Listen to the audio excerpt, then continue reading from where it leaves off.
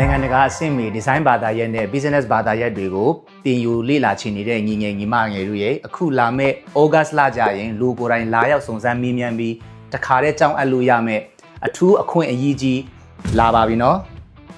အားလုံးပဲမင်္ဂလာပါကျွန်တော်ကတော့ Raffles College မှာကိုတီဟာပါကျွန်တော်တို့ဒီ Raffles College ဟာဆိုရင် MSI Overseas Education နဲ့နှစ်ပေါင်းများစွာရည်ရှိလက်တွဲလာခဲ့ကြတာဖြစ်ပါတယ်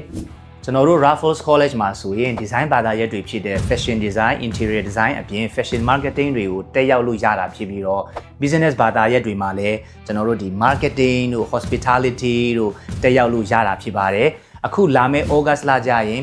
MSI ကပြုလုပ်ကျင်းပပြီးသွားမယ့် 20th MSI exhibition ပွဲတော်ကြီးမှာအားလုံးပဲဖိတ်ခေါ်ချင်ပါတယ်ပြီးတော့ကျွန်တော်တို့ဒီပွဲကိုလာရောက်တဲ့လူတွေကို application fee waiver ပေးမှာဖြစ်တဲ့အတွက်ကြောင့်မလို့အားလုံးပဲမျှော်နေမယ်နော် See you